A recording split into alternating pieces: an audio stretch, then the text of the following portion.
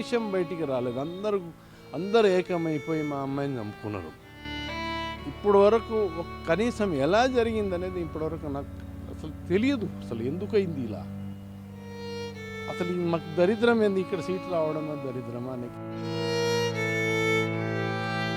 ఆ తర్వాత వాళ్ళ మమ్మీతో మాట్లాడిన వాయిస్ రికార్డ్స్ కూడా ఇచ్చినాం. నన్ను ఏం చేస్తారో అన్నది అదే రోజు నైట్ జరిగింది సార్. అది ఏం జరిగిందో ఇప్పటివరకు తెలియదు. ఇప్పటికీ నాకు న్యాయం జరుగుతుందని తెలుస్తలేదు సార్. చాలా రేపు పొద్దున వానికి శిక్ష పడకపోతే వాడు రేపు పొద్దున డాక్టర్ అయ్యి చలామణి అయితే ఇంకెంతమంది ఏం చేస్తాడు?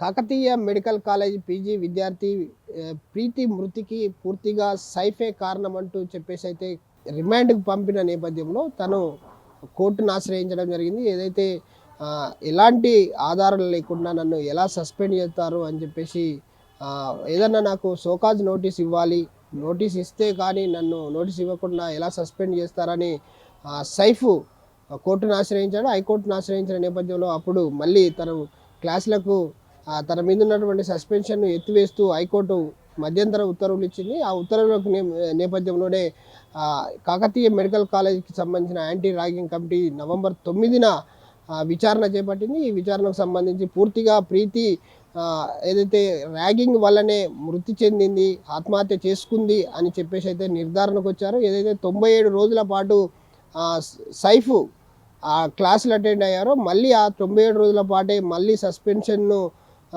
కొనసాగిస్తూ వాళ్ళంతా హైకోర్టుకు ఒక విచారణ చేసి ఒక కమిటీ నివేదిక మాత్రం హైకోర్టుకి ఇవ్వడం జరిగింది. పూర్తిగా దీనికి సంబంధించి మనతో మాట్లాడడానికి ప్రీతి తండ్రి నరేంద్ర ఉన్నాడు. నరేంద్రని అడిగి తెలుసుకుందాం. సార్ చెప్పండి, ఏ విధంగా చూస్తారు? మళ్ళీ సైఫ్ పైన సస్పెన్షన్ కొనసాగుతుంది అని చెప్పేసి కాకతీయ మెడికల్ కళాశాల యాంటీ ర్యాగింగ్ కమిటీ చెప్పింది. ఏదైతే 97 రోజుల పాటు క్లాసులకు అటెండ్ అయ్యాడో అదే 97 రోజుల పాటు మళ్ళీ సస్పెన్షన్ కొనసాగిస్తున్నామని చెప్పేసి చెప్పడం జరిగింది. దీన్ని ఏ విధంగా చూస్తారు? సరే, ఇది పూర్తిగా అన్యాయమే. ఇప్పుడు ర్యాగింగ్ కమిటీ డిసైడ్ చేసింది, ర్యాగింగ్ జరిగిందని నిర్ధారించిన తర్వాత కూడా ఆయన సస్పెండ్ చేయడం, పనిష్మెంట్ ఇవ్వకుండా సస్పెండ్ ఎక్స్టెండ్ చేయడం అనేది ఇది నాకైతే సంతృప్తిగా లేదు. అందులో అది కూడా ఎప్పుడైతే రియోగ్ చేసినప్పుడే నేను పిటిషన్ ఇస్తే మళ్ళీ దీని మీద కమిటీ కూర్చొని మళ్ళీ నిర్ధారణ చేసి మళ్ళీ కోర్టుకు సబ్మిట్ చేయడం జరిగింది. అప్పుడు కోర్టు సబ్మిట్ చేయడంలో కూడా వీళ్ళే ఇంకా 97 రోజులు ఎక్స్టెండ్ చేస్తున్నారు. సస్పెన్షన్ ఎక్స్టెండ్ చేయడం ఏంది? నువ్వు ఆల్రెడీ నిర్ధారించిండ్రు ఇక్కడ ర్యాగింగ్ జరిగిందని నువ్వు కోర్టుకు కూడా సబ్మిట్ చేస్తున్నావు. అలాంటప్పుడు యాజ్ పర్ ర్యాగింగ్ చట్టం ప్రకారం ఆయన మీద పనిష్మెంట్ ఎందుకు ఇవ్వకూడదు? ఆయన యాక్చువల్ రిమూవలే చేయాలి కదా, ఎందుకు చేయట్లేదు? దీంట్లో ఇంకా ప్రొలాంగ్ చేయడం నాకేం దీంట్లో అర్థం కావట్లేదు. దీంట్లో ఎవరెవరు హస్తం ఉందా మరి ఏమనలేదు. మేము యాక్చువల్ దీని మీద నేను ఈ సైఫ్ మీదే కాకుండా ఈయనతో పాటు ఇంకా నలుగురు నేను పిటిషన్ రాసి ఇచ్చినాను. వాళ్ళు కూడా దీంట్లో ఇన్వాల్వ్మెంట్ ఉన్నారు, ఈయనకు సహకరించున్నారు. వాళ్ళకేం స్టెప్ తీసుకున్నారు? వాళ్ళకి ఇంతవరకు ఏం చేయలేదు. ఇందులో నిర్లక్ష్యం హెచ్ఓడిది కూడా ఉంది. హెచ్ఓడికి ఇంతవరకు ఏమాత్రం కాలేదు. ఆయనకి ఎందుకు పనిష్మెంట్ ఇవ్వకూడదు? ఆయన సూపర్వైజరింగ్లో ఆయన సరిగా నిర్వర్తించలేదు కాబట్టి ఆయనకు కూడా ఈ విషయం తెలిసినా కూడా ఆయన ఏ స్టెప్ తీసుకోకపోతే స్టెప్ కనుక సరిగా తీసుకొని ఉండే ఇవాళ నా బిడ్డ బతికే ఉండేది. ఇప్పటికీ గుర్తు చేసుకుంటే మాకు ప్రాణం పోతుంది. అసలు ఏం చేయాలి? అసలు ఏమవుతుంది ఇంతవరకు? ఇంకోటి సిపి ఇప్పుడు ఏం చేయాలా? సిపి కూడా వరంగల్ సిపికి వాట్ అది తెలుసు. అసలు ఏం జరిగిందనేది నాకు తెలియదు. ఆయన ఇంతవరకు బహిర్గతం చేయలేదు. ఒక పక్కన అంటాడు రిపోర్ట్ వచ్చింది పాయిజన్ ఉందని. పాయిజన్ వల్ల ఎలా వెళ్ళింది? ఈమె తీసుకుని సూసైడ్ అంటాడు. మళ్ళీ సూసైడ్ తీసుకోవడం ఒక్కతే ఎలా తీసేసుకుంటుంది? ఒక థియేటర్లో కనీసం ఒక్కతే ఉంటుందా? 4-5 కనీసం 10 మంది ఉంటారు. దాంట్లో ఎవరికి ఏ విషయం తెలియదు. ఒక్క విషయం బయటికి రాలేదు. అందరూ ఏకమైపోయి మా అమ్మాయిని చంపుకున్నారు. ఇప్పుడు వరకు కనీసం ఎలా జరిగిందనేది ఇప్పటివరకు నాకు అసలు తెలియదు. అసలు ఎందుకయింది ఇలా? అసలు మాకు దరిద్రం ఏంది? ఇక్కడ సీట్ రావడమే దరిద్రమా? నాకు అసలు ఇంతవరకు నాకు ఎలా జరిగిందో నాకు ఇంతవరకు తెలియట్లేదు. నాకు న్యాయం జరుగుతుంది అనేది కూడా ఇంకా నాకు భయంగానే ఉంది. ఆమె ఆమె అక్యూజ్డ్కి అసలు పనిష్మెంట్ దొరుకుతుందా? రేపు లీగల్గా ఏమవుతుంది? ఇప్పుడు సిపి ఆ రోజు చేసిండు, ఏం రాసిండు ఏమో, ఆయన వెళ్ళిపోయిండు. ఇప్పుడు ఎవరు దానికి ఫాలోఅప్ చేయరు. ఏమైనా అడిగితే కోర్టులో ఉంది, అది లీగల్ చూసుకుంటుంది. కనీసం కేసు నిలబడడానికైనా ఆయన ఏమైనా చేయాలి కదా. ఎందుకు ఫాస్ట్ ట్రాక్లో చేసి ఫాస్ట్ ట్రాక్ ఎందుకు వాడిని పనిష్మెంట్ ఇవ్వరు? ఇంకా సస్పెన్షన్ ఎక్కువ చేసి ఇంకా ప్రొలాంగ్ చేసేసి దీనికి కేసును నీరు గార్చేటట్టు చేస్తున్నారా? ఇప్పుడు గత ప్రభుత్వం ఏదో ఉండి ఎవరో వెనకాల ముస్లిం అని ఆయన హోమ్ ఉన్నాడని అవన్నీ పుకారు ఆయన కూడా సపోర్ట్ ఉందని ఇప్పుడు వాళ్ళైతే ఏం చేయలేదు. ఆ గవర్నమెంట్ పోయింది. ఈ గవర్నమెంట్కి ఎలా అప్రోచ్ అవ్వాలో మాకు అసలు రీసెంట్లీగా యశస్విని రెడ్డి గారిని కలిసినాను, మా నియోజకవర్గ ఎమ్మెల్యే అటు సీతక్కను కూడా అప్రోచ్ అవుతున్నాను. నాకు అన్యాయం జరిగింది. గవర్నమెంట్ అసలు ఒక సీఎం ప్రకటించింది కూడా ఇంతవరకు ఏం కాలేదు. సంవత్సరం కావస్తుంది. గ్రూప్ 1 ఒక ఉద్యోగం ఇస్తా అన్నాడు. 10 lakhs ఎస్గ్రేషియా ప్రకటించింది. ఇంతవరకు ఏమీ చేయలే. అబ్బాయికి ఏదో టెంపరీగా అవుట్సోర్సింగ్ అనేది 40,000 రూపీస్ అవుట్సోర్సింగ్ పెట్టిండు. అది ఇవాళ ఉంటుంది, రేపు పోతుంది. అది తీసుకో అంటే అప్పుడు మేము రిఫ్యూజ్ చేసినాము, అయినా కూడా అదే ఇచ్చిండ్రు. ప్రస్తుతం అది అట్లే ఉంది. గవర్నమెంట్ నుంచి మాకు ఎలాంటి ఇది జరగలేదు. ఆ రోజు ఏదో మమ్మల్ని తప్పుదోవ పట్టించింది. సో కాకతీయ కళాశాల ప్రిన్సిపాల్ మోహన్ దాస్ ఏమంటున్నాడంటే ర్యాగింగ్ జరిగింది కానీ మానసికంగా మాత్రమే ర్యాగింగ్ జరిగింది, ఫిజికల్గా ఎక్కడ కూడా అరాచ్ లేదు, ఫిజికల్గా ఏం జరగలేదు అని చెప్పేసి కమిటీ నిర్ధారించింది. ఆ రిపోర్ట్నే మేము పంపించడం జరిగింది. అదే 90 రోజుల పాటు మళ్ళీ సస్పెన్షన్ కొనసాగిస్తున్నామని చెప్తున్నారు. ఏ ఏ విధంగా చూడొచ్చు? ఇది తప్పు. ఇది మానసికంగా ర్యాగింగ్ అంటున్నారు. ఎవరికి తెలుసు? ఈయనకేమైనా తెలుసా? ఈయన ఏమైనా చూసిండా? ఆ రోజు నైట్ 3:30 వరకు ఆమెకు 2 ఆపరేషన్లో పార్టిసిపేట్ చేసిన అమ్మాయి వితిన్ మార్నింగ్ అవర్స్లో 1 అవర్లో ఏం జరిగింది అనేది ఇంతవరకు తెలియదు. అసలు ఏం జరిగింది? వీళ్ళు నేను పక్కన ఉండి ఇదే స్టేషన్లో వర్క్ చేస్తున్నాను. నేను వరంగల్ స్టేషన్లో. నాకు వితిన్ 7 minutes 10 minutes పడుతుంది హాస్పిటల్ పోవడానికి. నాకు తెలియదు. నేను తెలిసిన వెంటనే పోయినాను. అంతకుముందు అందరు హెచ్ఓడీస్ ఉన్నారు ఆడ. హెచ్ఓడీస్, ప్రిన్సిపాల్స్ అందరు. ఇప్పుడు నాకు తెలిసిన వెంటనే 5 నిమిషాలు లేకపోతే 5 నిమిషాలు వాళ్ళకి అదే టైంలో తెలిసి ఉంటే 5 నిమిషాల్లో వచ్చేస్తారా? 10 గంటలకు ఛాంబర్కి వచ్చే అతను ప్రిన్సిపాల్, కాలేజీకి వచ్చే అతను హాస్పిటల్లో ఉన్నాడు. అది ఎప్పటి నుంచి జరుగుతుంది? అసలు ఏమైంది? లాస్ట్ మినిట్లో చేయి దాటిన తర్వాత నన్ను పిలిచిండు. అది కూడా చెప్తున్నాను. యాక్చువల్గా అమ్మాయి ఇక్కడే చనిపోయింది. నేను చెప్తూనే ఉన్నాను. ఆ రోజు నుంచి కూడా చెప్తున్నాను. నన్ను కనీసం 5-6 రోజులు శవంతో ఆడుకున్నారు. ట్రీట్మెంట్ చేస్తాం, బతికిస్తామని. మాకేంటి ఇంకా ఉందేమో ఆశ. నేను ఆల్రెడీ కాదు అన్నా, మీ వల్ల కాదు, ఇది కాదు, అమ్మాయి లేదన్నా కూడా ఎవరు ఇది కాలేదు. నాకు అప్పుడు ఎవరు సపోర్ట్ చేయలేదు. వాళ్ళ బలవంతంగా అక్కడ నాకు ఆ రోజు కూడా డిక్లేర్ చేసిన తర్వాత శవాన్ని కూడా నానా రకాలుగా చేసిండ్రు. నన్ను కాదనకుండా తీసుకుపోవడానికి చూసిండ్రు. ఒకడైతే ఒక ఏఎస్పీ వచ్చిండు, ఎవరు ఆయన పేరు సమ్ రెడ్డి. ఆయన అంటాడు ఎస్పీకి, ఆయన కేరళ అతను ఉండే, ఆయన జాన్ ఏదో ఉండే, అతనికి చెప్తాడు, సార్ 10 మంది ఉన్నారు సార్, 10 మందిని లేపేసి తీసుకెళ్తాం సార్ అంటాడు. అప్పుడు నిమ్స్ హాస్పిటల్లో నేను అన్నా, అప్పుడు ఐపీఎస్ ఆఫీసర్ ఉండే, సార్ చూడండి సార్, నువ్వు కనుక తీసుకెళ్తే నేనేం చేస్తున్నా, నాకు నువ్వు మమ్మల్ని కూడా శవంగా చూడాల్సి వస్తుంది అన్నప్పుడు ఆగిన.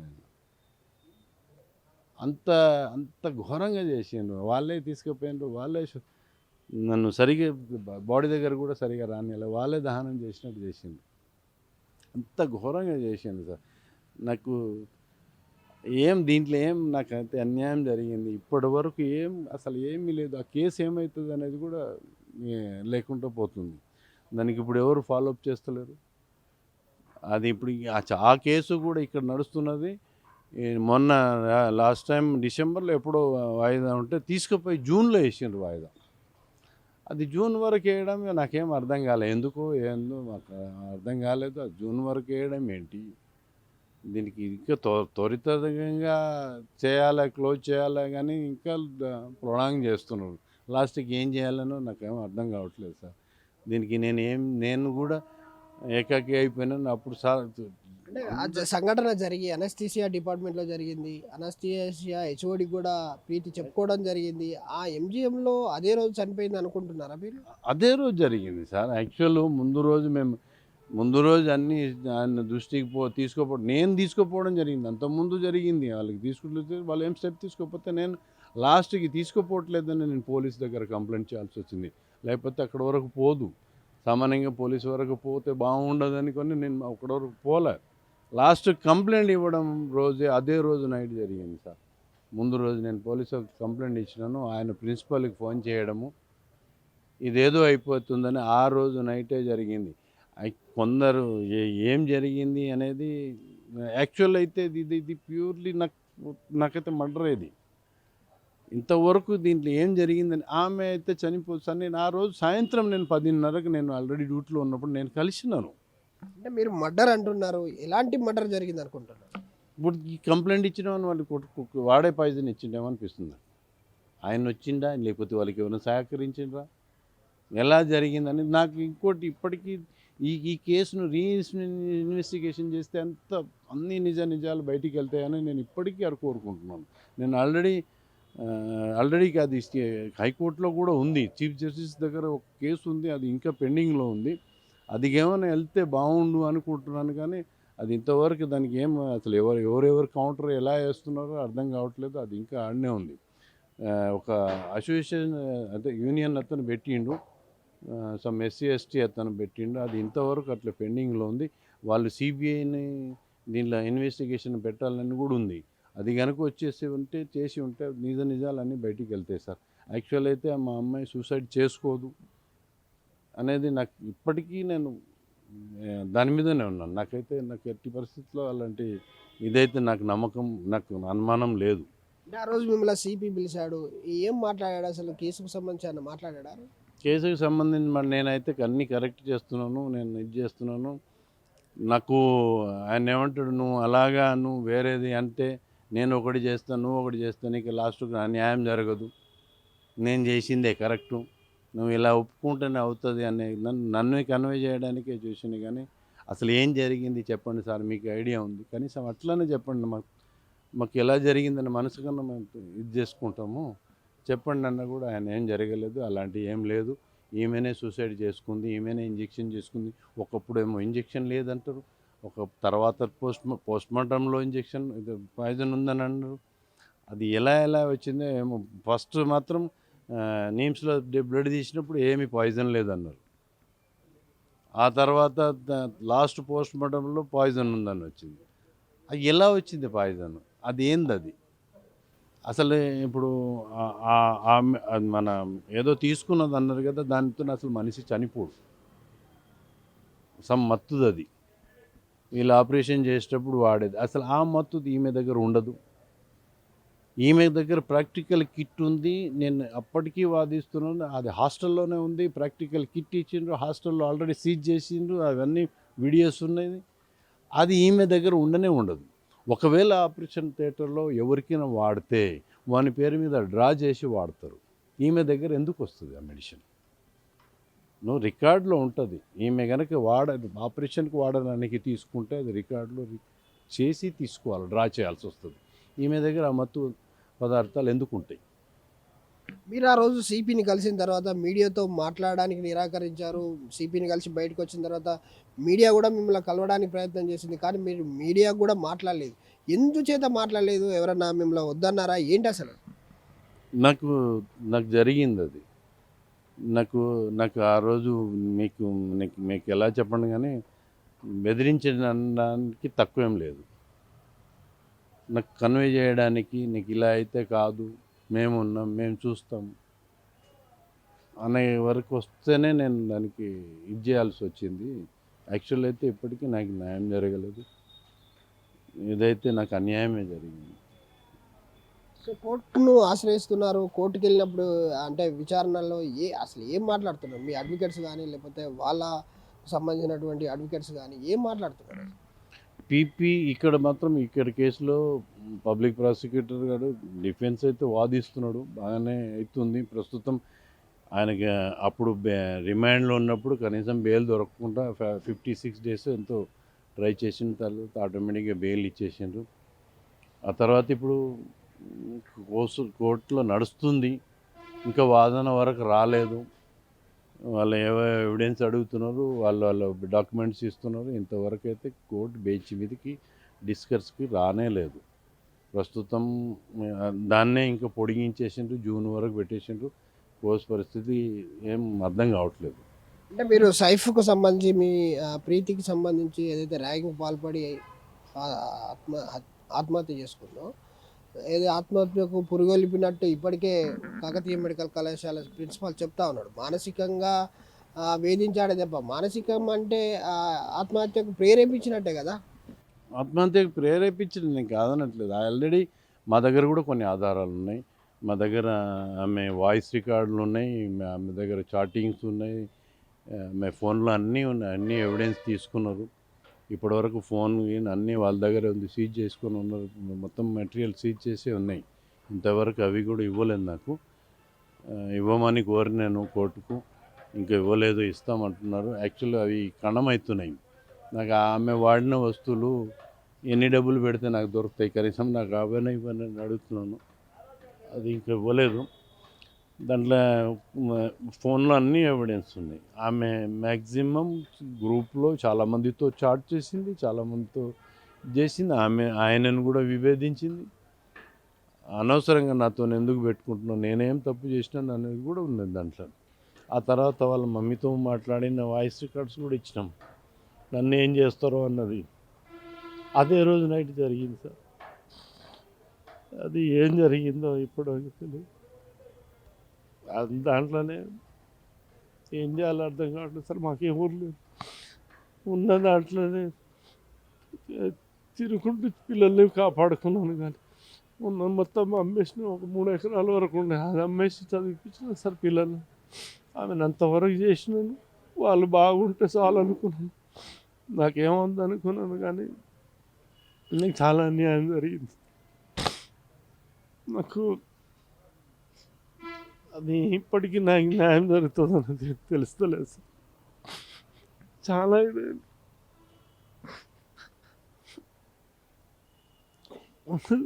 సో, ప్రభుత్వం నుంచి అప్పుడు ఎక్స్‌గ్రేషియా ఇస్తా అన్నారు. మీరు ప్రభుత్వ పెద్దలను కావచ్చు, కేటీఆర్‌ని కావచ్చు, కేసీఆర్‌ని కావచ్చు, ఎన్ని సార్లు కలిసారు? కేటీఆర్ని ఒక 5-6 సార్లు కలిసి ఉంటా సార్. నానా తిప్పలు పడి ఫస్ట్లో ఆయన అపాయింట్మెంట్ తీసుకుని అది మన దయాకర్ ఎక్స్ మినిస్టర్ తీసుకెళ్ళాడు. తర్వాత అక్కడ నుంచి కాకపోతే నేనే చాలా నానా కష్టాలు పడి కలిసినాను సార్. ఒకసారి ఇక్కడ వరంగల్ వచ్చిండు, సమాజం ఫంక్షన్ హాల్ దగ్గర వస్తే ఆయన దగ్గర నేను ఎక్కడ నన్ను కలవనీయకపోతే లాస్ట్కి సిపికి చెప్పి నేను హెలిప్యాడ్ దగ్గర పోయి కలిసినాను. నేను చేస్తాను చూస్తాను అన్నాడు. కనీసం 7-8 సార్లు ఇప్పటికీ ఫోటోలు ఉన్నాయి, అన్నీ ఉన్నాయి. ఇంతవరకు నేను చేస్తాను చూస్తాను అన్నాడు. ఆయన ఏం చేయలేదు సార్. నాకు చాలా చాలా మోసం చేసిండు సార్. ఇప్పుడు దయాకర్ నన్ను చేస్తా, అది చేస్తా, ఇది చేస్తా అన్నాడు. ఏమీ లేదు. ఇక జనాలు అనుకుంటున్నది వేరు. నేను అది చెప్తే బాగుండదు. ఎట్లా మరి? అంటే ఇప్పుడు ప్రీతి కేసు నీరు గారిపోతుందని అనుకుంటున్నారా మీరేమన్నా? దీన్ని బట్టి చూస్తే నీరు గారేటట్టే చేస్తున్నాను. నాకైతే నమ్మకం లేదు. నాకు న్యాయం జరుగుతుందని నమ్మకం లేదు. దీన్ని ఎవరు ఎలా ఇది చేస్తారనేది నాకు ఎవరు ఆ టైంలో వేడిలో అందరు అత్యంత సపోర్ట్ చేసింది. అందరు సపోర్ట్ చేసిండ్రు. మీరు మీడియా సపోర్ట్ చేసిండ్రు, చాలామంది చేసిండ్రు. సరే కనీసం మనకి శిక్ష పడుతుంది, దాంట్లో నన్ను మనశ్శాంతి పడదాం అనుకున్నాను కనీసం. కానీ ఇప్పుడు ఎవరు లేకుండా అయిపోయింది. నేను ఒక్కొని అయిపోయినాను. నేను వీళ్ళతో పోరాడడం కూడా నా వల్ల అవ్వట్లేదు. ఏం చేయాలో కూడా తెలియదు. ప్రస్తుతం అయితే ఇది కేసు లాస్ట్కు నీరు గారుతుందేమో అని నాకు భయంగానే ఉంది. అంటే ఈ కేసుకు సంబంధించి మీకు ఎవరైనా అప్రోచ్ అయ్యారా? ఇంతవరకు ఎవరు అప్రోచ్ అవ్వట్లేదు.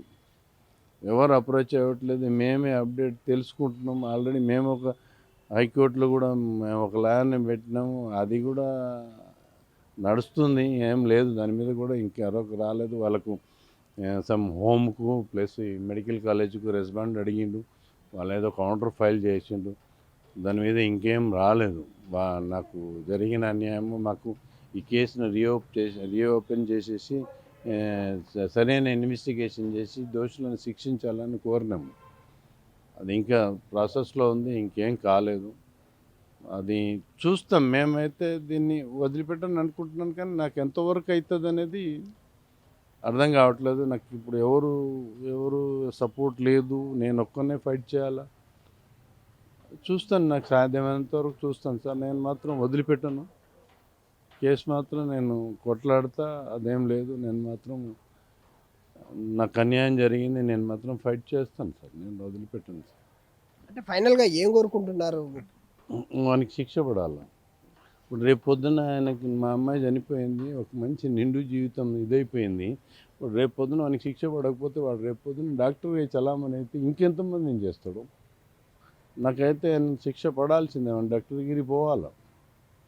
ఆయనకి న్యాయంగా ఏం జరగాలో చట్టపరంగా శిక్ష పడాల్సిందే. ఆయనకి పడితేనే నాకు అప్పుడు నాకు మా అమ్మాయి ఆత్మశాంతి జరుగుతుంది సార్. చూడొచ్చు, ఏదైతే తన కూతురు ప్రీతి ఆత్మహత్యకు పాల్పడ్డాడో సైఫ్కు సరి అయిన శిక్ష పడాలి. కోర్టులో కూడా కొంత ఎవిడెన్స్లు తారుమారైతున్నట్టు తనకు అనుమానం వస్తుంది. కోర్టు కేసు కూడా చివరి వరకు నిలుస్తుందో లేదో తెలియట్లేదు. నేను ఒంటరినయ్యాను పోరాటం చేయడంలో, నేను ఒక్కరినే పోరాటం చేస్తున్నాను. కేవలం 97 రోజులు తనను ఏదైతే తనను సస్పెండ్ చేయడం అనేది కాదు, పూర్తిగా తనను డాక్టరేట్ తనను రద్దు చేయాలని చెప్పేసి అయితే ప్రీతి తండ్రి నరేంద్ర చెప్తున్నారు. కెమెరామెన్ రాజుతో విద్యాసాగర్, RTV న్యూస్, వరంగల్. మరిన్ని వీడియోస్ కోసం ఛానల్ ని సబ్స్క్రైబ్ చేయండి. లేటెస్ట్ అప్డేట్స్ కోసం వాట్సాప్ ఛానల్ ని ఫాలో చేయండి. అండ్ లింక్ డిస్క్రిప్షన్ లో ఉంది.